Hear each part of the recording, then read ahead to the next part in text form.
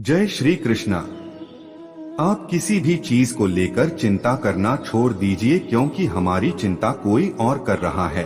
इसलिए आप चिंता छोड़ उस काम पर पूरा फोकस लगा दीजिए जिसे आप अपने जीवन को बेहतर बनाने के लिए करना चाहते हैं।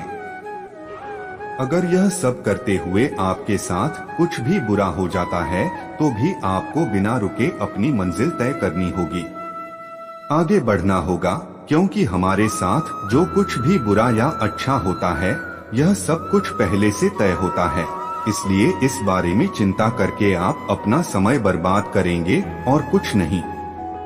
भलाई हमारी इसी में है कि हमें बिना परेशान हुए अपने बहुमूल्य काम को तय सीमा पर पूरा कर लेना चाहिए। भगवान हमारे बारे में सब कुछ पहले से तय करके रखे हैं, बस हमें चिंता छोड़ लगातार प्रयास करते रहना चाहिए। अंत में हमें जो मिलना है वह मिल ही जाएगा। इस कहानी के माध्यम से आप ऊपर वाले की मर्जी को समझें। दो लड़के एक आश्रम में काम करते थे। वे दोनों अपने गुरु की दिन रात सेवा करते थे। उन दोनों लड़कों में से एक लड़के की बहन की शादी तय हो गई थी। वह अपने बहन की शादी की तैयारी बहुत ही धूमधाम से करना चाहता था, पर उसके पास पैसे नहीं थे।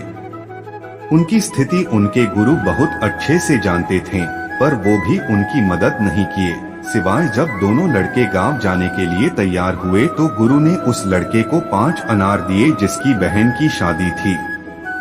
गांव जाते समय 5 अनार पाकर लड़का बहुत दुखी था। उसे तो पैसे की जरूरत थी, वह अनार क्या करेगा। उसे अपने गुरु पर बहुत गुस्सा आ रहा था। जब दोनों लड़के गांव की तरफ जा रहे थे तो रास्ते में राजा के सैनिक इस बात की घोषणा कर रहे थे कि क्या किसी के पास अनार है, राजा को इसकी बहुत जरूरत है। हमने बहुत प्रयास किया पर हमें इस क्षेत्र में कहीं भी अनार नहीं मिला। राजा की बेटी बहुत बीमार है, उसे दवा के लिए अनार की जरूरत है।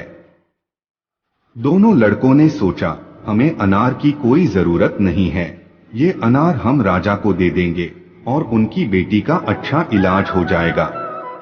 दोनों लड़कों ने अनार होने की बात सैनिक को बताई। सैनिक उन दोनों लड़कों को लेकर राजमहल पहुँचे और लड़कों ने अनार राजा को सौंप दिया। राजा ने उन्हें इसके लिए बहुत सारा इनाम दिया, पैसा, जेवरात और भी बहुत कुछ। उस लड़के की बहन की शादी बहुत धूमधाम से हो गई।